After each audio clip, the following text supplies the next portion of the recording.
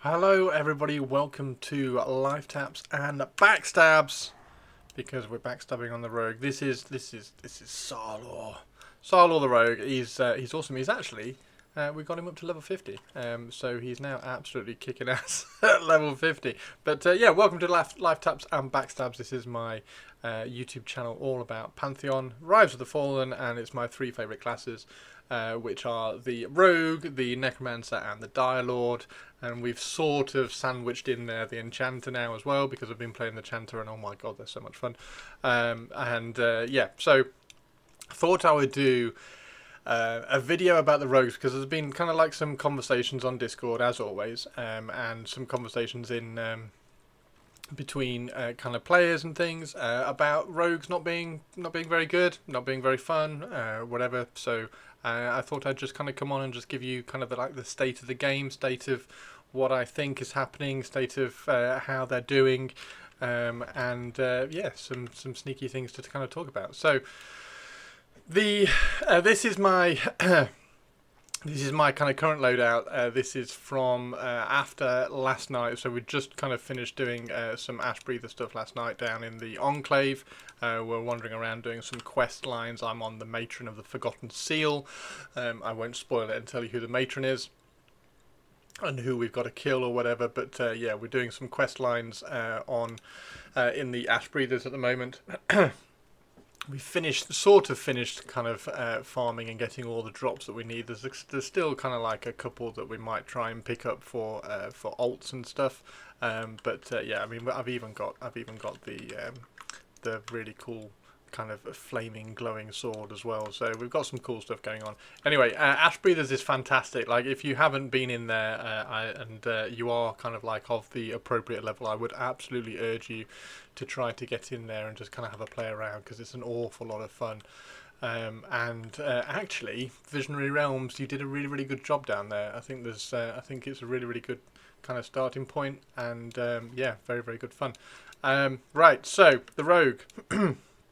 This is, like I say, this is the loadout that I've been running down in Ash Breathers. It changes all the time, and I think that's the big important thing for me about the Rogue, is how much flexibility and how much all the, particularly the utilities and the techniques, how much they change depending on what is needed in the group.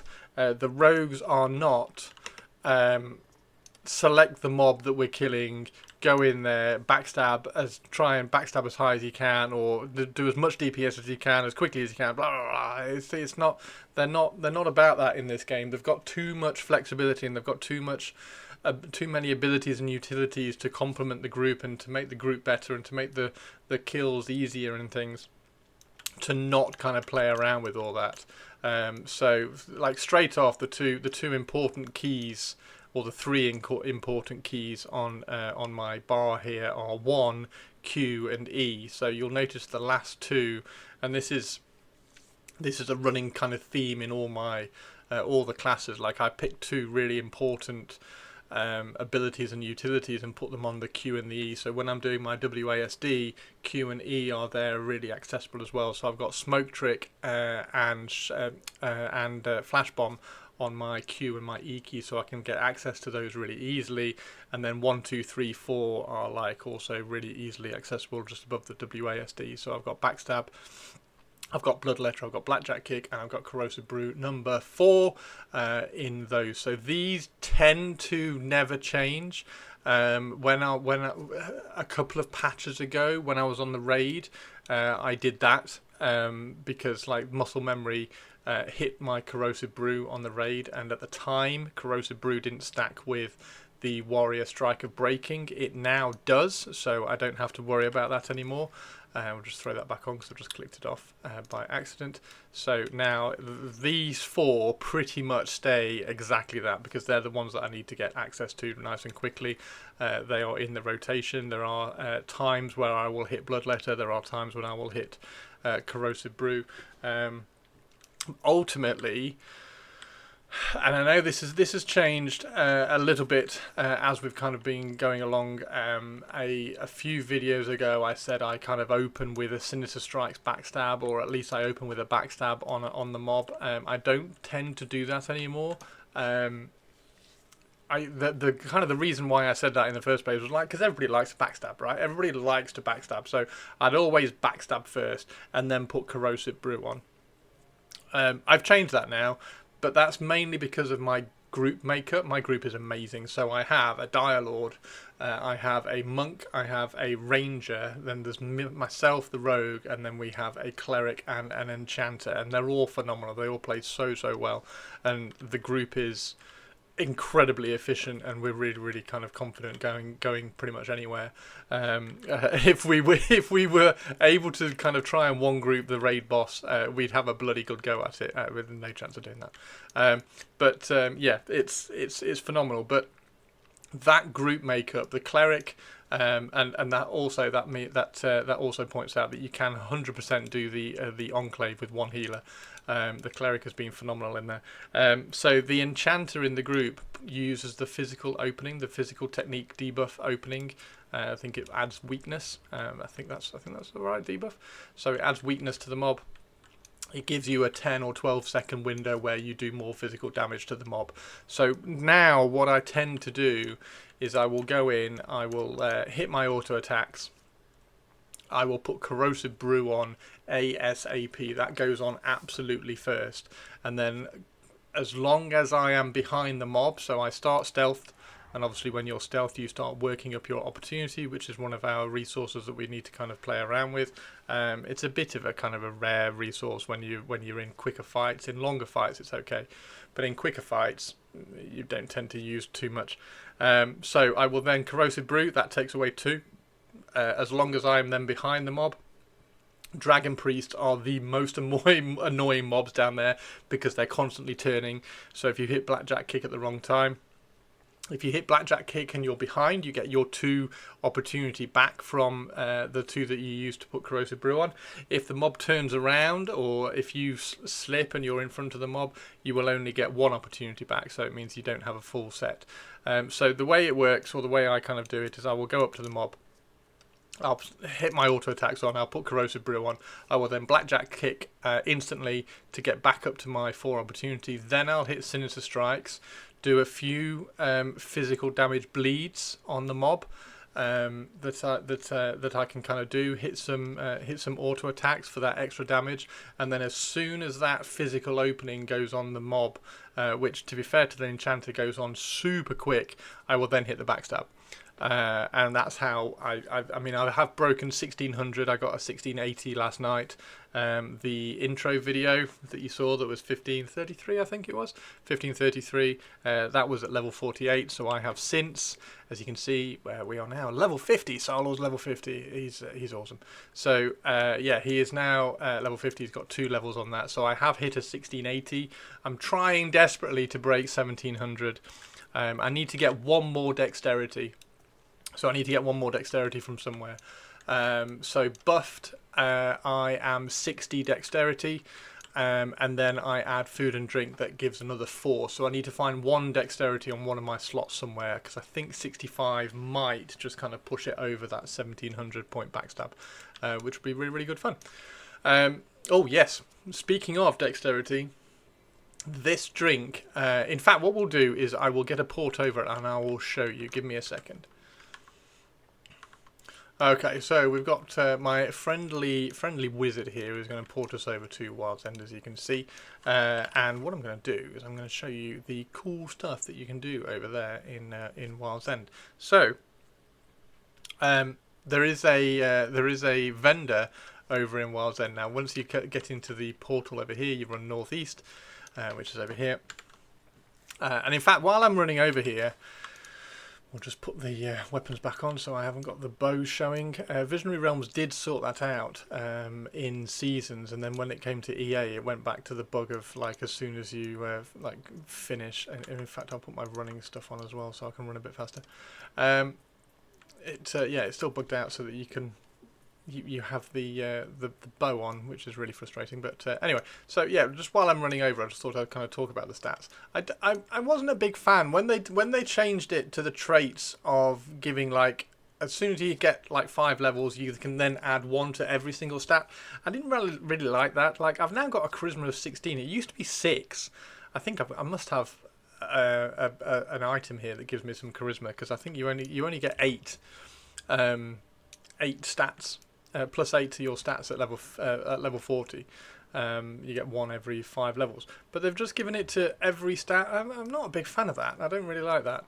It's a bit generic. I think it just makes all the classes and characters kind of like a bit samey. Like there's no bad stat. Like if you've ever played D&D, you know how important, if you like, a bad stat is. And like I kind of liked having like a charisma of 6. It meant that I'd given up charisma for something else, sort of thing. And now like I don't really have a bad stat. Right, where am I going? I'm getting lost here. It's over there, isn't it? Is there a bridge? Yeah, there's a bridge there. Yeah, once the stat changes happened, I kind of went through all my gear and kind of checked in on everything. And ironically, after the stat change from the items and everything, my stats are now higher than they were pre-stat change, if you like. That only has 2 dexterity on it. I think this one has, that one has 2, but it has more agility. And then the boots only have 1, so these ones have 2. So it's just little things. So I've pretty much gone back to just crafted stuff on pretty much everything. Like that's crafted, that's crafted, that's crafted, that's crafted, those are crafted, those are crafted. So like the core of everything down here is just all crafted. That is a great belt, by the way. If you're a rogue, go and get on the Lich. And get that, because that's a fantastic belt. It's really, really cool. So yeah, it's just everything. In fact, yeah, everything on me is crafted apart from the neck, which is the quest neck. And I can, if I wanted to, put my dexterity neck on as well and get my dex up even higher. So that would take me to 67. I think that takes me to 67. No, 66. That would take me to 66 dexterity buffed in the group, because we've got the cleric in there as well. However, that doesn't override the 5% damage bonus that you get from this. So having the higher dex, I have tried this. Having the higher dex, you actually get more of a benefit of having the 5% extra damage over the slightly more dexterity that will benefit the backstab. So I do kind of leave that on. I do leave that quest necklace on. Right, okay, so the reason why we are in Wild's End, this is the best drink that you can get. So it's this little lady here, and her name is Koroa, and she is the barkeep in Wild's End, and she sells 5 lots of drink. So you've got Spike here, which is plus 27 dodge rating. You've got Sorith Gold Spike, which is plus 10 max carry weight, which is obviously really useful if you're kind of heading out and gathering and things. You've got Night Spike, which is great for the raid. It gives you another 5 fire resistance on the raid. So I do actually need to pick up another stack of that. You've got Frost Bloom Spike, which is kind of like negligible. It's like plus 1 frigid environment resistance, plus 5 cold resist, and then minus 2 agility. So if you are absolutely desperate for frigid environment resistance in Hangor, then you can grab some of that. However, the one that we want as a rogue is the Fangroot Spike here, because that gives us plus 2 dex, plus 2 awareness, whoop-de-doo, however, minus 2 strength. So that drops my strength. I mean, my strength is now, apart from agility, in fact, I should probably look at changing out my searing. I thought my agility was a little bit lower. I need to try that tonight when we go back into Ash Breathers.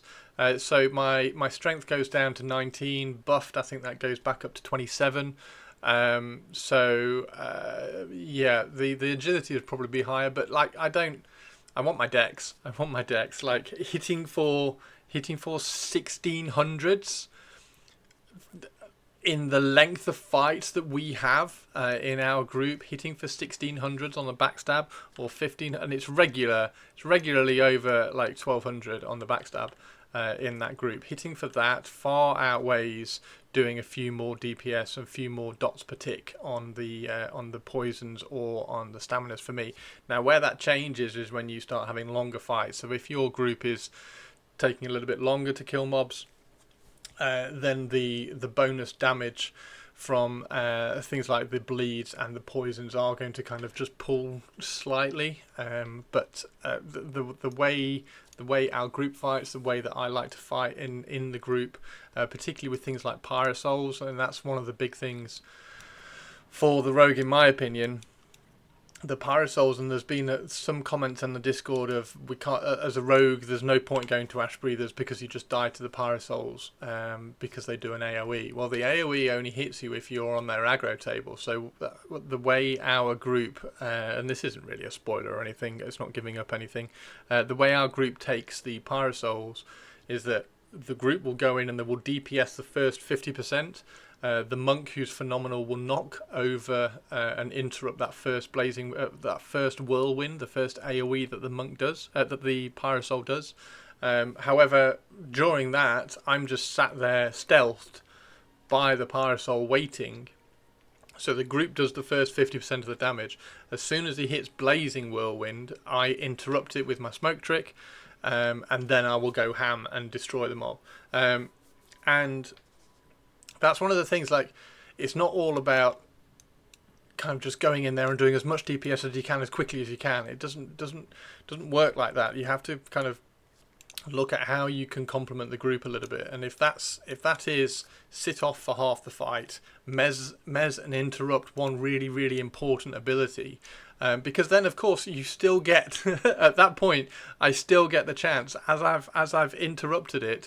I still then get the chance, which is why Shadowfall is on my bar. I still then get the chance to Shadowfall and backstab, do 1600 damage, and just absolutely chunk the mob. And then the group go, "Oh my god, you must have hit that for a lot, like that chunked." So you still get to be a rogue. You still get to like absolutely destroy the mob as well. So yeah, there's some kind of tweaks and changes. Right, let's go back to Skydurban and we'll kind of carry on chatting around what the loadout is that I've got. So let's have a look. Oh, it's so good. It's such a pretty game. It is a really pretty game. Look at this place. Oh, it's awesome. Right, so what have I got here? So I've got these four here. So Backstab, Bloodletter, Blackjack Kick, and Corrosive Brew. Corrosive Brew goes on as soon as possible. Shadowfall is in here for that reason. Because we're killing the mobs, and we tend to kill mobs in about 20 seconds, 20, 30 seconds, something. Well, no, it is 20 seconds. But then, by the time we get to the next mob, Sinister Strikes tends to be down, so I need to find a way of doing damage again. And the way that works is I will then use Shadowfall and Backstab. So coming out of stealth this time, I will Shadowfall. And again, if the mob is if the mob I'm fighting is here, all I have to do is jump and then hit Shadowfall, and then that counts as being above the mob, so that you can Shadowfall onto it, and then you'll hit Backstab. Now this is dexterity based as well, so they are both benefiting from my high dex, and a Shadowfall and a Backstab will do the same total damage as a Sinister Strike Backstab, and generally as well. Even without that physical damage bonus on, if I wait, which there's no reason for me to wait in that situation, but if I wait for the enchanter to drop that physical damage bonus technique on there, I'll probably do a little bit more than that as a sum total. Yeah, so when Sinister Strikes is down, I will then Shadowfall and Backstab into the mob, then drop my Corrosive Brew, or maybe even like Shadowfall and then Corrosive, although then you wouldn't have any opportunity. So yeah, it would be Shadowfall, Backstab, Blackjack Kick, and then Corrosive. Sorry, I'm confusing myself with all the stuff that's happening. Yeah, the other one that would go on there is Fan of Knives. So Fan of Knives 2 is here as well. Fan of Knives, you have to be careful down in the Ash Breathers because there's a lot of mobs down there that won't attack you unless you hit them, like the beetles. So and also because we play with an enchanter and a monk, if the pull is particularly hard, that the monk will do amazing monk stuff and just single pull stuff out. If we look at the pull and it's like mostly mezzable, we'll just kind of pull everything in, and then the enchanter will do their wonders and drop everything down. Obviously, I will. When the mobs are coming in, I will help with the mezzes with Smoke Trick, and then just kind of hand that mezz off to the enchanter. That's really cool. But Fan of Knives in that situation is not really going to be a thing. If you are killing a little bit more individual, and you're doing like 1 or 2 mobs at a time. Maybe the tank is tanking 2 mobs, or maybe the enchanter's mezzed one a long way away, or you're just fighting 1 mob, then Fan of Knives is fantastic because it's literally just free damage. There's no, it doesn't cost anything, it doesn't cost any readiness, it doesn't cost any opportunity, it is literally just throwing knives out. I love the graphic, it's really, really cool. And then you're just doing an AoE across everything. So it is really good, it is really useful. Just pick the time at which you are using it. And then after that, we've got Shadow Clone, which I do love. It's really, really cool. If kind of shit goes down and you do need to tank something for a little bit, or you're getting hit for a little bit, you tend to sort of have an opportunity spare. It's really useful, so just kind of click that in. And we've already talked about Smoke Trick and Flash Bomb. And then the other one in here is Escape Artist, which I do kind of link sometimes with Sprint to the Shadows. Depends on the situation. If the mobs are kind of quite close in, I will sprint to the shadows and try and get away, but I've got to kind of mentally plan where I'm going to run, because I need to run to a spot that has a little bit of an open area, so I can then and just kind of null and drop all the aggro. But there are some guild groups that are coming down to the Enclave now, so if we do kind of get close to a group wipe on those rare occasions when it happens, then I can either sprint to the shadows, or the monk will drop and feign death everything off, and then we can drag the cleric over to one of our other guild groups and they can mez up. Now that's the other thing as well, as a rogue you can stealth down in Ash Breathers. You just have to be, which is as it should be, to be honest, you just have to be very, very careful. There are some mobs which will have a trait against their name, which says that they can see invis and see stealth. So you have to be very, very careful and wary of those. And there are also scribes.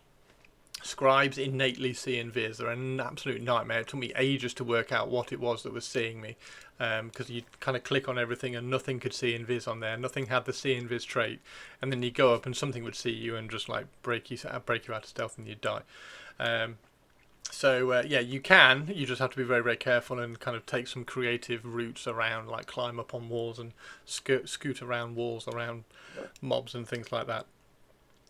So you absolutely can kind of like do a little bit of a corpse drag to guildmates to res and recover. Right, what else to talk about? We have the weapons that I'm using. I do have, I mean, I've got all sorts of weapons all over the place, but I do tend to use the Fang of Agonok and the Felspike. These got a really, really nice buff. The Fang of Agonok going down to 1.8 delay was fantastic. The Felspike going to 2 delay is also really good. I had a thing in like pre-season Pantheon where I was like, oh, I really want a spear. Like a rogue with a spear would be really cool. I'd really like that. It'd be really unique, and I like being like a little unique snowflake rogue. I was like, I'll try and find a spear. That'd be really good. And then the Ica coated partisan came into the game. I was like, oh, I really want that. I'll try and get that. I never got that. And then I never got the Felspike either. And then luckily in EA I have got my hands on the Felspike. So yeah, I do have a spear. And also I have these 2 little daggers in here as well. The reinforced daggers. Now these drop in the Ash Breathers. And they're really, really good fun. They're 1.5 delay. They've got absolutely fuck all damage. Like they've got damage 6, which is absolutely nothing. But the 1.5 delay, like in the raid, I will drop that on over the Felspike to get the extra attack, to get the extra attack speed in there, to heal myself off the bleeds and the talismans. So if you are in a group with a druid and they drop talismans on the mob, I would highly recommend getting these 3 bleeds on the mob as soon as possible. And then yeah, if you have like a really fast dagger, like I have even gone, like on the occasion where I've had a druid, an enchanter, and a wizard in the group, and I've got burning weapon and chaotic imbuement and the talisman, I have just kind of like, just for shits and giggles, done that. And this does not affect your backstab in the slightest, which is kind of infuriating in my opinion. Like, why backstab isn't weapon damage based, I don't know. But all this, everything down here, and all the techniques are all stat based. So it doesn't matter what weapon you have on. So ultimately, when you're picking your weapon, you need to be looking at what the additional stats are on the weapon. Like the 26 damage makes very little makes very little difference. It means you hit for 26 rather than 6 damage when you're doing your auto attack, something around there. And you can, when you're doing your auto attacks, you need to be kind of weaving your abilities. So rather than hitting your ability as soon as it's up on cooldown, you need to leave that like 0.2 seconds so that you can weave your auto attack in, particularly with our fast hit speeds. The global cooldown being 1 second, by the time that's finished, your weapons are ready to hit again. So you just give it like a split second after the cooldown is finished to do the double auto attacks, and then you hit your next ability. So even if you are building with lots of strength so that you can do lots of melee damage, auto attack damage, you need to be picking your abilities and your techniques to complement that as well, because you can weave those in between the auto attack strikes. So we've got a couple of rogues in the guild. One who has kind of played around with, and it's a really good build actually. Played around with the intellect build, and putting lots of poisons on the mobs, which is quite interesting, and it does make a massive difference. Like when the poisons came out, I got my intellect up to 46, I think, and one of the poisons was hitting for 100, 120, 130 a tick, so it does make a difference if you can get your intellect up there. Obviously, the easiest way, if you want to do that, is to go with some jewellery. So you've got an easy, if you haven't got this necklace here, you've got an easy 15. You've got an easy 15 to any one stat just by changing your jewellery around. I do have a complete int set of jewellery. Is that int? No, that's agility. I've got a complete set of int jewellery. I think that's gone to my necromancer actually, because I'm playing him a bit more at the moment, which is quite good fun. So you can kind of bump your intellect and make a journey across onto there. And then the other rogue in the guild, it's quite interesting that we've got 3 rogues and they've all kind of gone 3 different directions. The other rogue in the guild has gone strength and stamina, so they are kind of pushing the auto attack damage and then the bleeds, which is also really good. But again, you need to kind of weave those auto attacks in between your abilities, so you are getting that extra damage, and it's not just because if I just click all of these as quickly as I can, I'm not leaving any gaps for the auto attacks to hit, which is where you need to kind of start weaving in. Yeah, actually, and speaking of all my stats, because my agility is higher, especially when I get my cleric buffs in here as well, everything kind of goes up into the 20s. Because my agility is higher, I'd probably better start looking at. I think I had a play around with it when all the stat changes came in, but didn't really look any further. I need to have a look at the Toxin Craft synthetic, because that's the agility based one.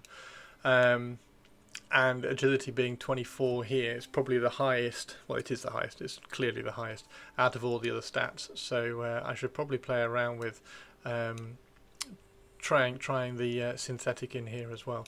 Particularly because the drink that I have drops my strength down even lower. So my strength being 19 compared to the agility of well, I don't know what it is, like 30 by the time I got buffs. So yeah, interesting. Right. Anything else to talk about? So soloing, the way to solo. I have done my rogue video on soloing. It hasn't really changed that much. I'm not going to make that jump. Speaking of, if you do jump off this as a rogue with 1034 health, you do take 2997 damage from jumping off the top of this. Once I got to level 50, you can see my XP bar down at the bottom. It's completely full. It's so full it doesn't even when I die, it doesn't even kind of make a dint in here. So I'm probably like level 52 in XP terms. So as soon as I filled all this bar up, I was finding all sorts of creative ways to try and kill myself. Yeah, what were we talking about? Sorry, soloing. I don't think a lot has changed in terms of how to solo on a rogue. We have got a benefit of doing some more damage on things like the traps and stuff. So if we just very, very quickly throw an explosive trap on here as well, we'll go and kill a couple of mobs solo just to kind of show. Now I know I'm level 50 and I'm killing like level 32 mobs or whatever they are, but the principle still stays the same, and you can do this because I dinged 32, 33, 34, 36, 37, definitely 40, and then a number of the 40s I dinged solo. So like I got the vast majority of the XP I got in the group, and then I finished it off solo. It started to become a little bit of a thing. So you can categorically solo out here. The dogs are quite good. These elementals are really, really good because they don't have any dot damage afterwards. The Thornscale Prowlers are a bit of a pain because they have some dot damage. In fact, let's go and take this one out. So again, it's the same kind of thing. When you're coming up to these, you want to start with a backstab, because as soon as you hit this mob, it's going to turn around and then it's going to be facing you, and you're not going to be able to backstab it unless you kind of stun it or mez it. So I would start the fight with a Sinister Strike backstabber here just to try and hit, and then just kind of let it hit me for a second. So then it is now hitting me. I'm kind of auto attack damaging. I drop in some bleeds and some poisons if I can. Try and get one of the opportunities back here for something like that, and throw my Corrosive Brew on as early as I can. And then of course, once you're into the fight and your backstab is back up again, you can stun the mob, walk around the back, and then re-backstab it. And yeah, so it's you are very, very capable as a rogue of killing all of these mobs. And then in the same way that I mentioned in the rogue solo video, you can also kind of drop down traps as well, drag the mob onto a trap. There should be a decide shifter over here, so we'll just drop a trap down here, drag this mob onto that, wait for Sinister Strikes to come back up just so that you can see the full. So hit that mob, drag it over to the trap here, hits it. I mean, the traps are hitting so hard now, they're really useful. So yeah, and then when it runs away, you can just kind of obviously just sit there and backstab it again. Yeah, so the rogue is really, really good fun to solo. It is a little bit of a slower pace because you do have to prep. I would probably recommend when you are down here, you have the, where is it? Where's the elixir? The toxic elixir. There it is, the one with the skull in it. So I would recommend dropping the toxic elixir on. Now, what I tended to do with this, Visionary Realms, by the way, when I put this on, it breaks stealth. So could we have that? There are a number of those, the newer abilities that have been put in, that when you apply them from stealth, or when you when you apply them or when you make them, like some of the poisons, toxins for instance, when you apply them or you make them, it breaks your stealth once you finish, which is clearly not intended. You're not supposed to be able to do that. It's supposed to stay stealth. And I would argue that I would really like some of the abilities to keep you stealth. Like when we get throwing daggers, I would adore it if throwing daggers allowed you to stay stealth, and that's going to be part of my feedback video. Stealth is such an important thing as a rogue in terms of getting opportunity back, being able to do things like mez and smoke bomb and traps and shadowfall and things like that. It's really, stealth is really important, and we need to either have more ways of getting into stealth, because this shouldn't be the only way. We don't want to waste a stun just to get back into stealth. It's really frustrating. So things like throwing the Corrosive Brew, I don't think should break you out from stealth. I think it should give you a chance to stay stealth. And the same with throwing daggers. Like, I think it would be really interesting if you could throw a dagger from stealth, and like maybe if you were throwing it from the stealth, it would give. Anyway, I'm going to do a feedback video on all of these anyway. So let's just stun this mob and go around and finish it off. Finish the fight off. So yeah, that's kind of the way that all sort of works. Fan of Knives when you're soloing is really important because it's free damage, so you can throw that on there to get a little bit of free damage. Shadow Clone is really important when you're soloing, so that once you've dropped that Corrosive Brew on there, you can dodge some of that damage that's coming in. I put the wrong one on. That one's number 3. I need 4. There we go. So yeah, Shadow Clone is really important when you're soloing. You get 2.5 seconds of just dodging things. Also, it's really important for things like rip and tear. So if you know when the mob is going to rip and tear, if you can work out, if you've been killing the mobs long enough, you know at what percentage they're going to start ripping and tearing, or if they do it after an ability or something. So you can load up Shadow Clone, get ready to dodge that rip and tear, and you will dodge an awful lot of damage. The Toxic Elixir, when I'm soloing, I would recommend hitting Toxic Elixir on one mob, and then the next mob you do Sinister Strikes. So you want to alternate these two cooldowns, really. So you don't want, if you put Toxic Elixir on and then you go Sinister Strikes, you absolutely destroy the mob, and then the Toxic Elixir is still ticking. So it's a far better idea to make use of the Toxic Elixir to have a longer fight, and then when the Toxic Elixir is on cooldown, you then use the Sinister Strikes to go in there and do the quick fight. And then you kind of set yourself again, then you get your Toxic Elixir up, and then you have the long fight with all the DPS and the damage and the dots and everything. Take it a little bit slower, and then once that one is on cooldown, you then got the Sinister Strike should be up. So you tend to be able to kill like a mob every 30 seconds, which is absolutely fine for soloing. You just have to try and find the right mobs. Like I say, the Thornscale Prowlers are a nightmare because they put that dot on you and the dot breaks stealth. So yeah, they're a bit of a pain. But whatever mobs you choose to solo, just see if you can kind of alternate these two. Obviously, this is a slightly higher level ability. I think that one's 38. Is it that you get Toxic Elixir? When do you get Toxic Elixir?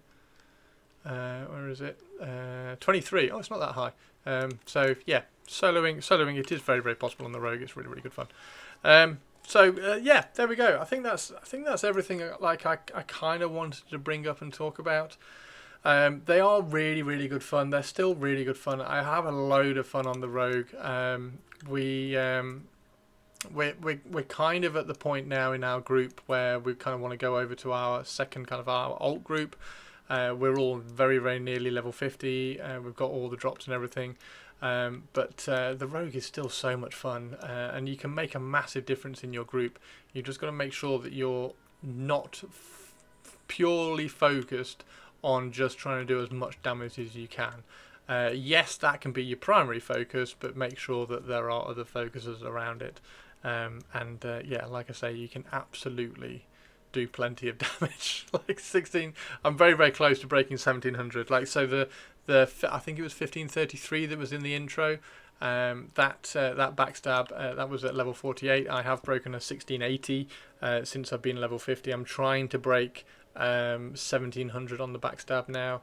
That's my next thing. I just need to find one dexterity from somewhere.